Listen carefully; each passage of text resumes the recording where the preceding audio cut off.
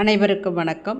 உலகின் முதல் சிவ ஆலயமான ராமநாதபுரம் மாவட்டத்தில் அமைந்துள்ள திரு உஸ்திரகோச மங்கை ஆலயத்திற்கு சமீபத்தில் கும்பாபிஷேகம் நடைபெற்றது. கும்பாபிஷேகத்தில் கலந்து கொள்ள முடியாதவர்கள் 48 நாட்களுக்குள் அந்த ஆலயத்திற்கு சென்றால் அதே பலனை பெற முடியும் என்பது ஐதீகம். எனவே திருக்கோவிலுக்கு செல்லும் முன் அந்த ஆலயத்தின் சிறப்புகள், அந்த ஆலயத்தில் பார்வையிட வேண்டிய, வணங்க வேண்டிய முக்கியமான இடங்கள் மற்றும் தெய்வங்கள் ஆகியவற்றை பற்றி விரிவாக இந்த பதிவில் நம்ம பார்க்கலாம். திரு உத்தரகோச மங்கை மிகவும் பழமையான திருக்கோவில். இந்த தலத்தின் பழமையை உணர்த்துவதற்காகத்தான் மண் தோன்றிய போதே மங்கை தோன்றியது என்னும் பழமொழி இந்த பகுதியில் வழங்குகின்றது. ஆதி காலத்தில், அதாவது நவகிரகங்கள் அறியப்படாத காலத்தில் இருந்தே இந்த ஆலயம் இருக்கின்றது. இந்த ஆலயத்தில் சூரியன், சந்திரன், செவ்வாய் மட்டுமே கிரகங்களாக இருக்கின்றது. உலகிலேயே முதல் நடராஜர் தோன்றிய ஊர். இங்குள்ள இறைவனின் பெயர் மங்களேஸ்வரர், மங்களநாதர், காட்சி கொடுத்த நாயகர், பிரளயாகேஸ்வரர் என்று பல பெயர்களில் அழைக்கப்படுகின்றார். இறைவியின் பெயர் மங்களேஸ்வரி, மங்களாம்பிகை மற்றும் சுந்தரநாயகி என்று அழைக்கப்படுகின்றார். உத்தரகோச மங்கையே சிவபெருமானோட சொந்த ஊர் அப்படின்னு பெருமையாக புராணங்கள்லாம் சொல்கிறாங்க. ஆலயம் சுமார் 20 ஏக்கர் பரப்பளவில் அமைந்திருக்கின்றது. பாண்டிய மன்னர்கள் பல திருப்பணிகளை செஞ்சுருக்காங்க. அழகான சிற்ப வேலைப்பாடுகளும் ஏராளமான கல்வெட்டுகளையும் இந்த ஆலயத்தில் நாம் பார்க்கலாம். இங்குள்ள இறைவனுக்கும் இறைவிக்கும் தனித்தனி விமானமும் ராஜகோபுரமும் தனித்தனி சன்னதியும் இருக்கின்றது. 7 நிலை கொண்ட அரச கோபுரத்துடன் மொத்தம் 5 கோபுரங்கள் இருக்கின்றது. ராஜகோபுரத்தின் வழியாக உள்ளே நுழைந்ததும் இடதுபுறம் அரச பரத்தடி விநாயகரை தரிசிக்கலாம். முதல் பிரகாரத்தின் வாயு மூலையில் தனது தேவியருடன் முருகப்பெருமான் நின்ற கோலத்திலும், 2ஆம் பிரகாரத்தின் வாயு மூலையில் 6 திருமுகமும் 12 கைகளுடன் 2 தேவியர் சூழ மயில் மீது அமர்ந்த கோலத்திலும் காட்சி தருகின்றார். இங்கு மங்களநாதர் சன்னதி, மங்களேஸ்வரி சன்னதி, மரகதக்கல் நடராஜர் சன்னதி, சகஸ்ரலிங்க சன்னதி, இது எல்லாமே 4மே தனித்தனி கருவறை, அர்த்த மண்டபம், மகாமண்டபம், கொடிமரத்துடன் காட்சிக்கு தருகின்றது. இது எல்லாமே மிக நேர்த்தியான கட்டுமானத்தோட சிற்ப வேலைப்பாடுகளுடனும் அமைஞ்சிருக்குது. முற்காலத்தில் இந்த பகுதி இளைந்த மரங்கள் நிறைந்த காடாக இருந்தது. அதனால் ஆலயத்தின் தலபிருட்சமும் இங்குள்ள இளந்த மரம் 3000 வருடங்களுக்கு மேற்பட்டது. இன்றும் பூத்து குலுங்குகின்றது. இந்த இளந்தை மரத்தினடியில்தான் மங்களேஸ்வரர் சுயம்புலிங்கமாக காட்சியளித்தாராம். மாணிக்க வாசகருக்கு உருவ காட்சி தந்ததும் இங்குதான். ராவணனுக்கும் மண்டோதரிக்கும் திருமணம் நடைபெற்றது இந்த தலத்தில்தான். இறைவனே இங்கு மங்கள நாணை எடுத்து கொடுத்ததாக கல்வெட்டுகள் தெரிவிக்கின்றது. ஒரு சமயம் மண்டோதரி புத்திரப்பேறு வேண்டி இந்த தலத்து இறைவனை நோக்கி தவம் இருக்கின்றாள். அவள் மீது பரிவு கொண்ட சிவபெருமான் அவளுக்கு புத்திரப்பேறு வரமளிப்பதற்காக இலங்கைக்கு செல்ல விரும்புகின்றார்.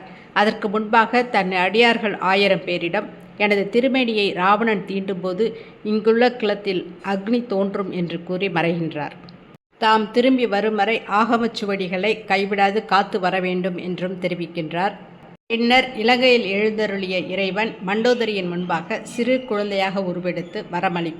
அவளுக்கு காட்சி தந்தார். தரிசனம் பெற்ற மாதரசி தன்னை மறந்து பரவசமாகி கண்களார கண்டு கைகளார தொழுது பிரமித்து போய் அசையாது நிற்கின்றாள். அப்போது வெளியே சென்றிருந்த ராவணன் உள்ளே வந்தான். இறைவனும் அழகான குழந்தையாக மாறி காட்சி தந்தார். அவன் அக்குழந்தையை கண்டு அதன் அழகில் மயங்கி யார் பெற்றதோ இது என்று கேட்கின்றான். மண்டோதரி யாரோ ஒரு தவமகள் வந்து இந்த குழந்தையை தந்து சென்றாள் என்கின்றாள். குழந்தையின் உடம்பில் மாறி மாறி தோன்றிய வண்ணத்தை கண்டு உள்ளம் வியப்புற்ற ராவணன் அந்த குழந்தையை கையில் எடுத்து தழுவி மகிழ்ந்தான். உடனே இங்குள்ள குளத்தில் அக்னி பிழம்பு தோன்றியது. அதை கண்ட முனிவர்கள் செய்வதறியாது திகைத்து அதில் வீழ்ந்து மறைந்தனர். அவர்களில் ஒருவர் மட்டும் இறைவன் அறிவுறுத்தியபடி கரையிலிருந்தே ஆகமச்சுவடிகளை பாதுகாத்து வந்தார். இறைவன் திரும்பி வந்து குளக்கரையில் இருந்தவர் மூலமாக செய்தி அறிந்தார். மூழ்கிய 999 பேர்களுக்கும் மூழ்காது இருந்தவருக்குமாக 1000 பேருக்கும் இறைவன் உமையோடு காட்சி தந்து தம் சன்னதியில் தம்முடன் அவர்களை இருத்தி கொண்டார். இதனால் பெருமானுக்கு காட்சி கொடுத்த நாயகன் என்ற பெயரும் வழங்கலாயிற்று. 1000 பேரும் ஒவ்வொரு லிங்க முடிவில் இறைவனோடு சேர்ந்தனர். அதுவே சகஸ்ரலிங்கமாக தரிசனம் தருகிறது.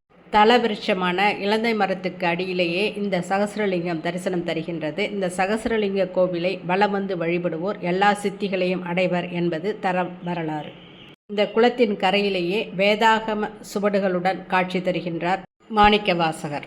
இங்கு இரவா நிலை பெற்று அமர்ந்துள்ள மணிவாசகரே இறைவனுக்கு அன்னாபிஷேகம் செய்வதாக ஐதீகம். அதனால்தான் மணிவாசகரின் ராஜகோல சிலை, மரகதலிங்கம் அபிஷேகம் செய்யும் இடம், உமா மகேஸ்வர சன்னதி மூன்றும் நேர்கோட்டில் உள்ளன. பொய் சாட்சி சொன்னதற்காக இறைவன் பூஜையில் தாழம்பூ இடம் பெறாது என்று இறைவன் அளித்த சாபம் எல்லோருக்கும் தெரியும். அந்த சாபம் நீங்குவதற்காக தாழம்பூவானது உத்தரகோச மங்கை திருத்தலத்தில் உள்ள இறைவனை நினைத்து தவமிருந்து பூஜை செய்தது. இதனால் அதனோட சாபத்தை நீக்கி இந்த தலத்தில் தாழம்பூ பூஜையில் பயன்படுத்தப்படும் என்று இறைவன் அருளியதாக தலப்புராணம் தெரிவிக்கின்றது. இங்கு மட்டும் தாழம்பூ சாத்தும் வழக்கம் அற்றுப்போகாமல் இன்றும் தொடர்கின்றது.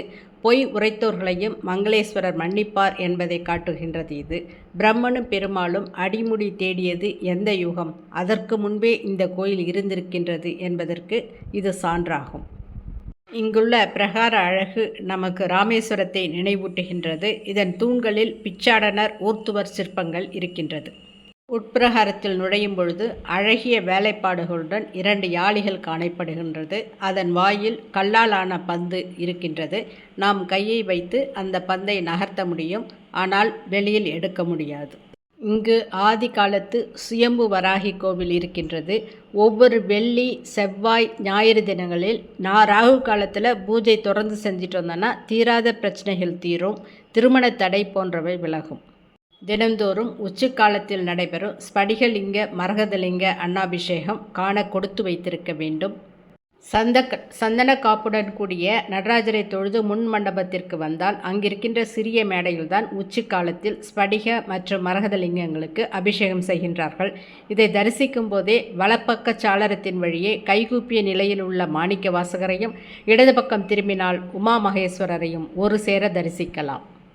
இந்த ஆலயம் முற்பிறவி பாவங்கள், சாப விமோசனங்கள், ஜாதகத்தில் உள்ள தோஷங்களை போக்கும் தலமாக விளங்குகின்றது. முன்னோர் சாபம், திருமண தடை, குழந்தை பேறு இல்லாமை, கல்வியில் தடை, வெளிநாட்டு பயணத்தில் தாமதம் போன்ற இடையூறுகளிலிருந்து விடுபடுவதற்கு இந்த தலத்திறைவன் வழிவகை செய்கின்றார். தினமும் இரவு 7:30 மணிக்கு நடைபெறும் பள்ளியறை பூஜையில் கலந்து கொண்டால் பிரிந்த தம்பதிகள் ஒன்று சேர்வார்கள் என்பது நம்பிக்கை. மார்கழி மாதம் 8ஆம் நாள் திருக்கல்யாணம், 9ஆம் நாள் தேர்விழா, மார்கழி மாதம் ஆருத்ரா தரிசனம் போன்றவை முக்கிய திருவிழாவாக கொண்டாடப்படுகின்றது. மார்கழியில் திருவாதிரை நட்சத்திரத்தன்று ஒரு நாள் மட்டுமே நடராஜருக்கு சந்தனக்காப்பு முழுவதும் களையப்பட்டு இரவு நீராட்டுகள் நடைபெறுகின்றது. சித்திரை மாதம் சித்திரை தேரோட்டம் நடைபெறுகின்றது. ஆலயம் காலை 6 மணி முதல் பகல் 12 மணி வரையும், மாலை 4 முதல் இரவு 8 மணி வரையிலும் திறந்திருக்கும்.